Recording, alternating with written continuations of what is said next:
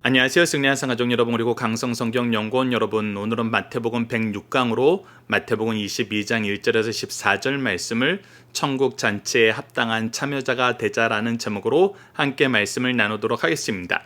승리하는 삶은 박효일 목사님의 구속사로 조망한 성경 연속 강의집을 통해서 편집이 되어 있고요.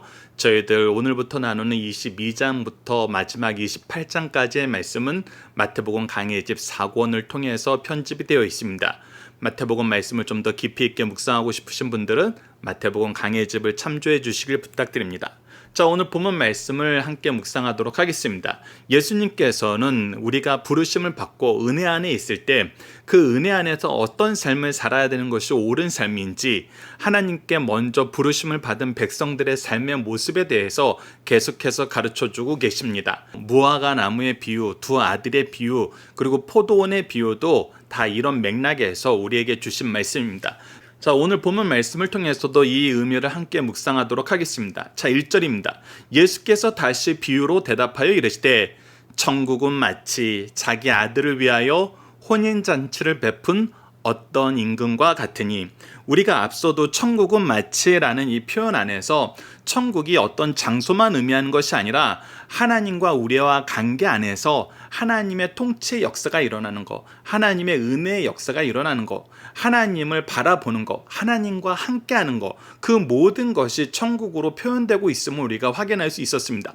오늘 본문 말씀에서도 이 천국은 어떤 임금과 같은데, 이 임금이 지금 무엇을 하여 주고 있냐면 아들을 위한 혼인잔치를 베풀고 있습니다. 그리고 이 잔치의 특징은 이 잔치에 미리 초청받은 손님들이 있다는 것입니다. 즉, 이 잔치에 대해서 많은 사람들이 미리 알고 있었다는 거예요. 그런데 어떤 일이 발생합니까? 3절을 봅시다. 그 종들을 보내어 그 청한 사람들을 혼인잔치에 오라 하였더니 오기를 싫어하거늘. 자, 우리가 다시 한번 정리해서 얘기하면 이 말씀을 통해서 발견할 수 있는 사실이 무엇이냐면, 임금은 이미 이 잔치를 열기로 선포를 했습니다. 그리고 그 시기와 때는 이 주인이, 이 임금이 결정을 해요. 그래서 이 일에 부르심을 받은 사람들은 이 임금에게 이미 많은 은혜를 받고 이 임금의 백성으로 임금의 보호 안에서 임금의 사랑을 받으면서 사는 사람들이에요.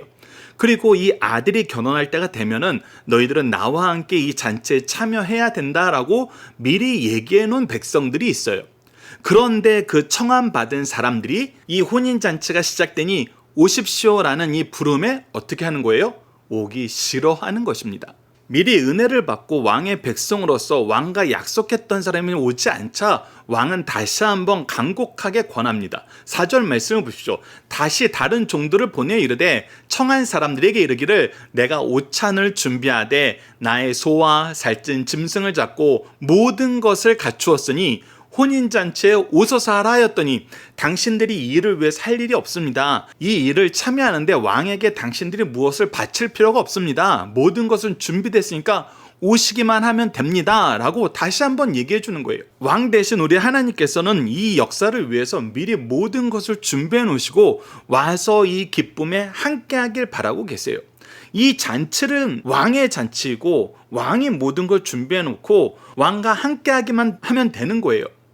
세상 잔치처럼 왕에게 경배하기 위해서 우리가 무엇인가 가져갈 그런 잔치가 아니라는 것을 계속해서 가르쳐 줍니다. 그럼에도 불구하고 어떤 반응이 나타납니까? 5절과 6절을 보십시오. 그들이 돌아보지도 않고, 즉 더 귀찮아하는 겁니다. 더 싫어하는 것입니다. 싫어하면서 무엇을 하러 가요? 한 사람은 자기 밭으로, 한 사람은 자기 사업하러 가고, 즉 왕과의 약속보다 내 삶이 더 중요하다는 거예요. 왕의 은혜 안에 살았지만 나는 지금 더 중요한 일이 생겼고, 이 중요한 일이 내가 먼저 해야 될 일이라고 얘기하는 거예요. 더 나아가서 어떻게 합니까? 그 남은 자들은 종을 잡아 모욕하여 죽이니 라고 얘기합니다. 즉 더 이상 우리는 왕과 상관없다라는 표현을 하는 것입니다. 무엇으로 살면서? 왕의 백성으로 살면서, 왕의 은혜 안에 살면서, 왕과 약속 안에서 살았으면서 이런 모습을 보이는 것입니다. 우리가 함께 묵상할 말씀을 통해서 이 부분을 좀 더 보도록 하겠습니다. 마태복음 6장 33절을 보십시오. 예수님께서는 항상 얘기합니다. 그런즉 너희는 먼저 그의 나라와 그의 의를 구하라. 그리하면 이 모든 것을 너희에게 더하시리라. 우리는 하나님과의 약속 안에서 하나님의 뜻이 우선되는 삶을 살아야 돼요. 그런데 그러지 못했어요. 하나님은 그러지 못한 우리를 위해서 끊임없이 그의 종들을 보내서 우리에게 말씀하고 설득하고 회개를 촉구하십니다. 예레미야 44장 4절에서 5절 우리가 자주 나눴죠. 내가 나의 모든 종 선지자들을 너희에게 보내되 끊임없이 보내어 이르기를 너희는 내가 미워하는 이 가증한 일을 행하지 말라 하였으나 그들이 듣지 아니하며 귀를 기울이지 아니하고 다른 신들에게 여전히 분향하여 그들의 악에서 돌이키지 아니하였으므로 라고 기록되어 있었고, 지금 이들이 보여주는 모습이 끊임없이 그거라는 것입니다. 하나님 외에 다른 것을 섬기는 것, 그것이 지금 내 밭이다, 내 사업이다 하고 있지만 사실 이것은 다른 신을 섬기는 거예요.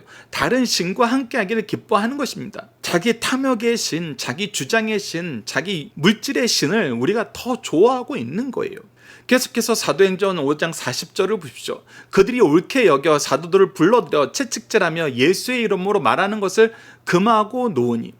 그래서 우리가 예수 그리스도의 복음에 초청을 하려고 할 때 지금 여기서 남은 자들이 종들을 잡고 모욕하여 죽였던 것처럼 끊임없이 공격을 한다는 것입니다. 더 나아가서 어떻게 하고 있어요? 사도행전 12장 2절을 보면 요한의 형제 야고보를 칼로 죽이니 라고 얘기하면서 죽이는 일이 계속 발생합니다. 그런데 그때 왕은 어떻게 하십니까? 7절입니다.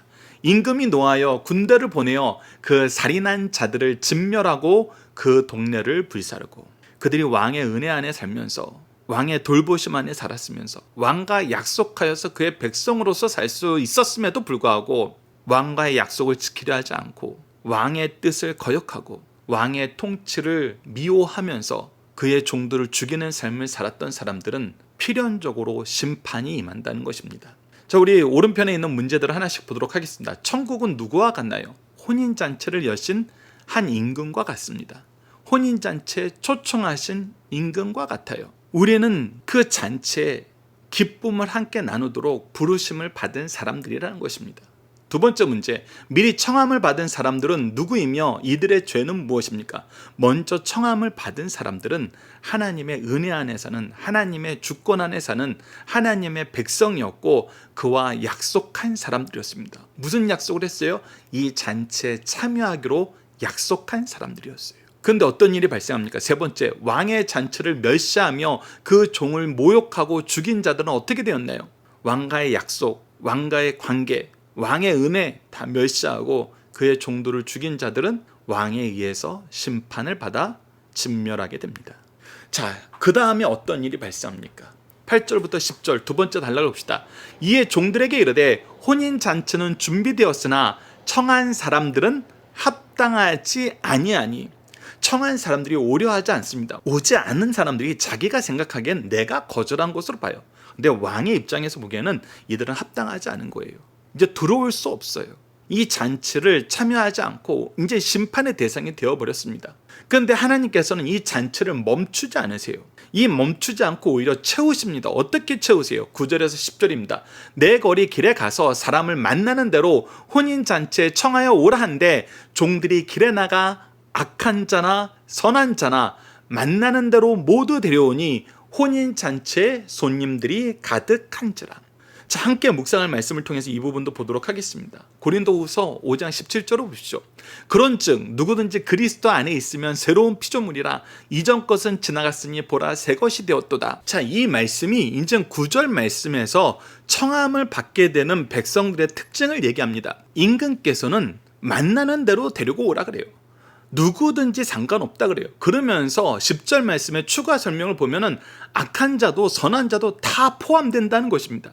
우리가 일반적으로 볼 때는 악한 자는 안 되는 거 아니야? 이렇게 얘기할 수 있습니다. 그런데 악한 자나 선한 자나 다 상관없이 다 초청받을 수 있게 된 이유가 뭐예요? 바로 우리가 그리스도 안에서 새로운 피조물이 되었기 때문이에요. 이 초청을 우리가 받게 되었다는 것은 그리스도의 은혜의 역사가 있었다는 걸 얘기하고 있거든요. 계속해서 에베소서 2장 19절을 보시죠. 그러므로 이제부터 너희는 외인도 아니요 나그네도 아니요 오직 성도들과 동행하는 시민이요 하나님의 권속이라. 초청받았다는 건 이제 무엇이 되었냐면 하나님의 권속으로 새롭게 됨을 받은 걸 우리에게 얘기해 주고 있어요. 자, 원래 청함 받은 사람들이 합당하지 않은 삶을 살아서 징계를 받게 되니까 그 자리를 임금은 어떻게 채워요? 다시 합당한 자들로 채우는데 그 합당한 자들로 채우는 방법이 무엇이냐? 무엇이냐면 그리스도의 은혜라는 거예요. 그리스도의 은혜의 역사라는 거예요. 그래서 본인들은 자격이 없는데, 본인들은 어떤 약속도 하지 못했고 지키지 못했는데, 그럼에도 불구하고 그 잔치에 참여함을 받을 은혜를, 능력을, 권세를 주셨다는 것입니다. 그래서 8절에서 9절의 역사는 우리에게 값없이 주시는 은혜의 역사를 더욱더 분명하게 보여줘요. 그래서 4번 문제, 왕은 잔치를 채우기 위해서 어떻게 하시나요? 이 은혜를 모든 사람들에게 열어버리십니다. 이 잔치를 모든 사람들에게 열어버리세요. 자, 그리고 마지막 절에 이 잔치가 그렇다고 질서가 없는 것이 아님을 우리에게 보여줍니다. 마지막 11절에서 14절을 보십시오. 임금이 손님들을 보러 들어올새 거기서 예복 입지 않은 한 사람을 보고 이르되 친구여 어찌하여 예복을 입지 않고 여기에 들어왔느냐 하니 그가 아무 말도 못하거늘. 자, 이때 우리가 일반적인 상식으로 보면은 얼핏 이 말씀을 그냥 받아들이면 약간 의아한 게 있을 수 있어요. 아니, 길거리에서 지나가는 사람 아무나 불러온 거 아니에요. 그러니까 그들에게 예복이 있을 수가 없잖아요. 그런데 예복을 입지 않고 왔다는 것이 그렇게 큰 흠이 됩니까? 이렇게 물어볼 수 있어요. 그런데 여러분들 다시 반대면도 보세요. 지금 길거리에서 사람을 불러왔는데 이 사람만 예복을 안 입었어요. 다른 사람들은 어떻게 예복을 입을 수 있었을까요? 그들이 보찜에, 그들이 일터에도 항상 이 예복을 준비하고 있었을까요? 그럴 수가 없죠. 초청받은 사람들이 모두 예복을 입었다는 것은 무엇을 뜻하냐면 이 예복을 이 임금이 준비해 주었다는 것을 우리에게 가르쳐주고 있어요. 그래서 우리가 함께 묵상할 말씀을 보면 이것을 좀 더 확실하게 볼 수 있습니다. 이사야서 61장 10절을 보십시오. 내가 여호와로 말미암아 크게 기뻐하며 내 영혼이 나의 하나님으로 말미암아 즐거워하리니 이는 그가 구원의 옷을 내게 입히시며 공의의 겉옷을 내게 더하심니 신랑이 사물을 쓰며 신부가 자기 보석으로 단장한 같게 하셨습니다. 즉 우리가 하나님의 옷을 입는 거예요. 하나님의 의의 옷을 입고 구원의 옷을 입는 거예요. 이 옷을 입고 잔치에 참여했을 때 우리가 어떤 모습으로 삶을 살 수 있냐면 계시록 19장 8절과 같은 모습으로 살 수 있습니다. 그에게 빛나고 깨끗한 세마포 옷을 입히도록 허락하셨으니 이 세마포 옷은 성도들의 옳은 행실이로다. 그래서 이 잔치에 합당한 사람으로 살 수 있도록 자격이 없는데 이 옷을 주셔서 우리가 이 잔치에 합당한 자로, 택하심을 받은 자로서 이 잔치에 참여할 수 있도록 우리에게 더 큰 은혜를 베풀어 주신다는 거예요. 처음에 혼인잔치에 청했던 사람들보다 더 큰 은혜를 입고 이 자리에 오게 하셨다는 거예요. 그런데 여기서도 어떤 사람이 있는 거예요? 이 질서를 따르기 싫은 사람이 있는 거예요. 나는 이 공의의 옷, 구원의 옷, 예수 그리스도의 옷 입기 싫다는 거예요. 입기 싫지만 무엇은 하고 싶다? 이 잔치에 참여는 하고 싶다. 여기에서 우리가 주의 깊게 봐야 되는 것입니다. 우리는 하나님의 뜻이 최우선 돼야 돼요. 우리가 앞서 마태복음 6장 33절 다시 한번 읽어봅시다. 그런즉 너희는 먼저 그의 나라와 그의 의를 구하라. 그리하면 이 모든 것을 너에게 더하시리라. 우리가 하나님의 뜻을 따라서, 하나님의 의의 역사를 따라서 하나님의 기준으로 살면 하나님께서 다 해결해 주세요. 그런데 그것을 거절하며 살면은 징계만 있을 뿐이에요. 교회 안에 들어와서도 자기 주장하는 사람들이 있어요. 하나님의 뜻이 무엇인지 발견하려고 노력하지 않고 자기 주장하는 사람이 있어요. 앞서 나타났던 사람들은 자기 주장함으로 잔치에도 참여하지 못한 사람이고 잔치에 참여해서도 자기 주장만 하는 사람들이 있어요.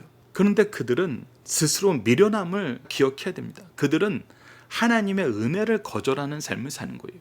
그러면서 본인은 자기가 더 지혜로운 삶을 산다고 착각하는 경우가 많아요. 그런데 하나님께서 물으실 때는 어떤 태도를 취할 수밖에 없어요.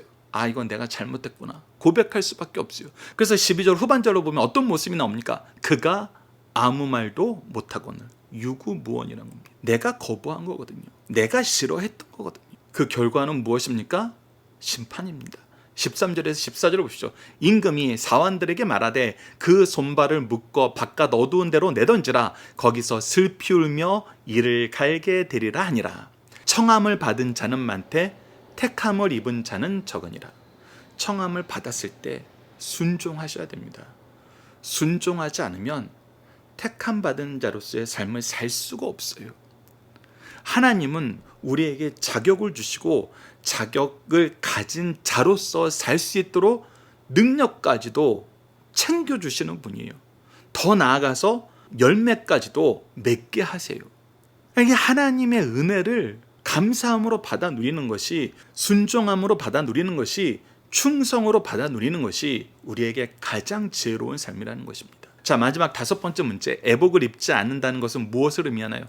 순종하지 않은 것입니다. 하나님의 질서를 거역하는 것입니다. 이것을 우리가 잘 기억해야 됩니다.